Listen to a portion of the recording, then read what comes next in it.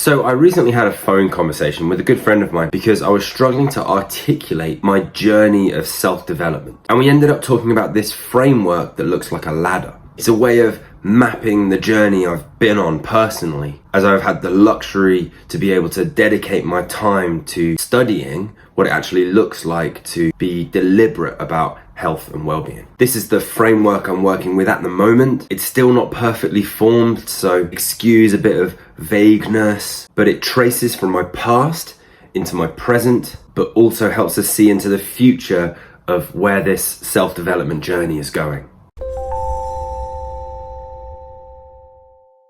When people say trust the process, they're talking about a specific thing. The process is a fundamental feature of the way reality lays itself out to us. The real world isn't a collection of objects that are here, there, or anywhere in particular. Reality is a dynamic pattern, bringing things together and pulling things apart in a structure that moves in a direction. You can think of that direction as forwards or outwards, but to make it easier to understand, I'm going to be talking about moving in the upwards direction, like a ladder. Picture each rung on this ladder as a key phase of self-development. And as you reach each level, the next level becomes available to you. The longer you move with the process, the higher you get and the more you develop. It's like Maslow's hierarchy of needs. Here's a quick primer on how I understand Maslow's hierarchy of needs. In 1943, an American psychologist named Abraham Maslow came up with this hierarchy of needs as a way to describe, categorize, and arrange the things human beings are motivated towards. They are arranged in order from the bottom to the top and are based on the natural drives he observed in people across many different cultures. 1, physiology. These are the basic needs of your physical body for ongoing survival. Enough food, enough water, a comfortable temperature, and sleep. 2, safety. Now that we know we won't burn, starve, or freeze to death, and we aren't suffering from dangerous dehydration or sleep deprivation, we can concentrate on finding or making some shelter. We need to be protected from extreme weather and dangerous animals and hostile outsiders, and we also need to feel secure and protected from potentially dangerous situations. 3, belonging.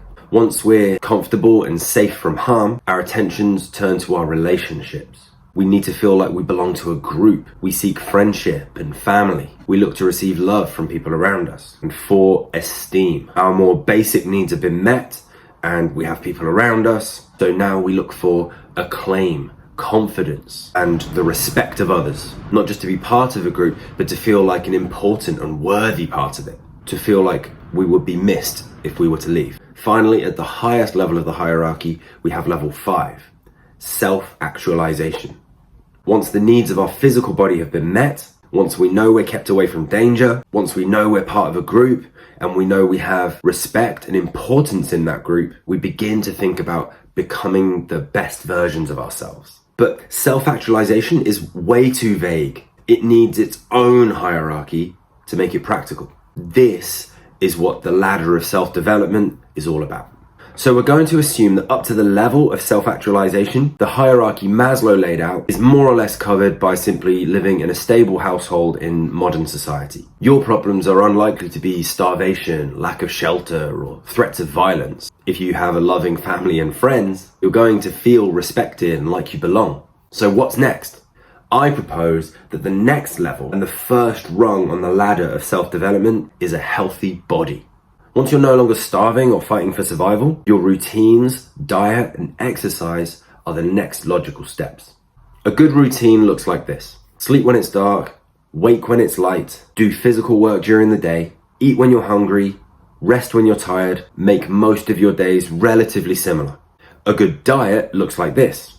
Eat seasonally, locally sourced, minimally processed plants and animals, cook it yourself, don't eat too much. And a good exercise routine looks like this. Move heavy objects around, walk about most of the day, occasionally get really out of breath each week, play a physical game with friends. Unfortunately, modern life actually makes these basics kind of hard.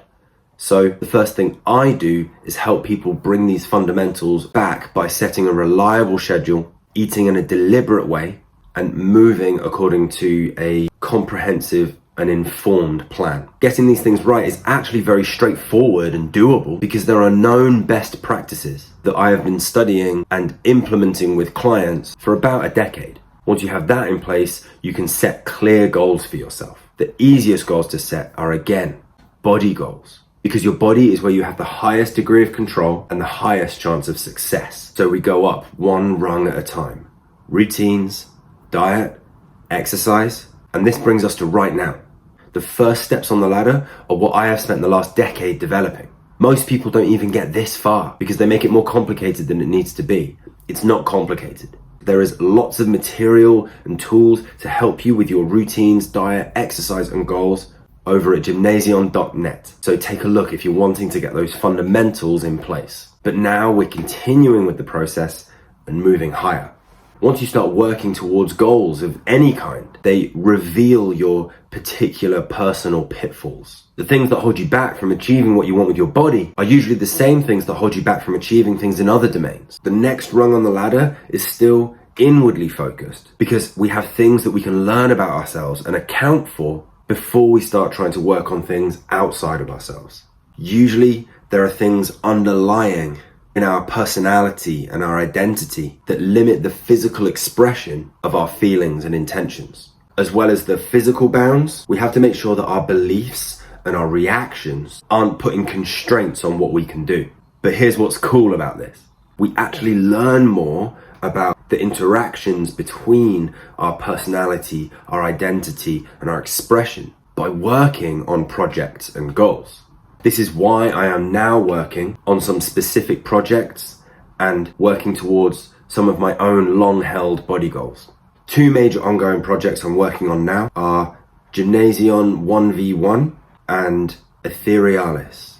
Take a look at gymnasion.net to find out more about them. Through projects like these, we can develop our identity, personality, and expression in a way that helps us capitalize on our good habits and neutralize our bad habits. I'm still figuring out what this looks like as I work on my own projects that focus on art and beauty, flaws and facets, virtues and vices, finding where I fit and how I'm best placed to be a creative instrument in the world rather than merely a consumer of the creations of others. Next up on the ladder, we can think about facing outwards, going beyond a purely individualistic sense of self-development.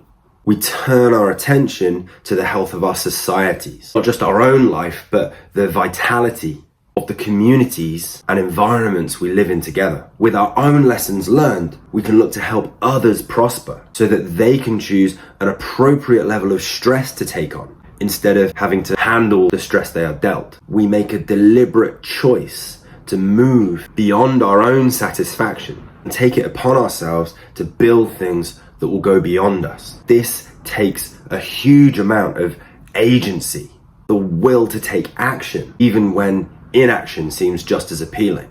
It's easy to feel like you finished developing yourself when you figured out all of your own flaws and got yourself into a comfortable position.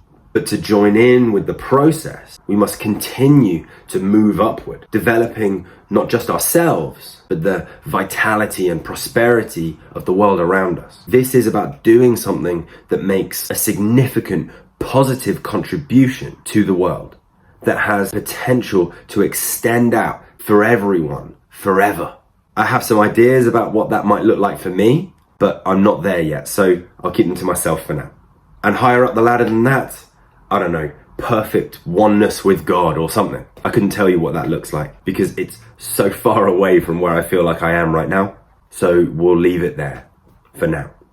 To recap, here's the ladder in full. Physiological needs, ensuring enough food, water, and rest to survive. Safety, securing shelter and safety from potential dangers or threats. Belonging, cultivating relationships, finding a group where one feels like they belong and they're loved. Esteem, gaining respect, confidence, and feeling valued within one's group.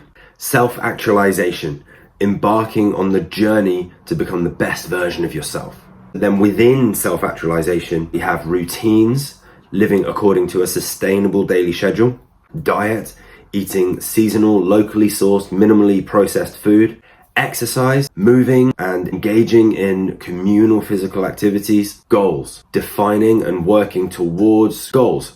starting with the body, where you have the highest chance of success. But then within goals, we have self-reflection, overcoming bad habits while capitalizing on the good habits, looking at identity, personality, and expression, and then contribution, shifting attention externally towards the health and vitality of our societies, helping others to prosper, actively choosing to take on external challenges. So that's vitality, prosperity, agency, and then theosis or something.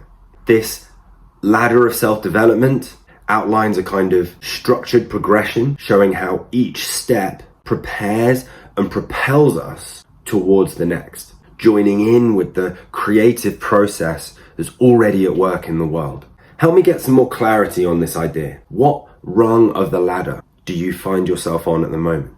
And are there any other frameworks or models like this you've come across that have resonated with you or helped in your self-development journey?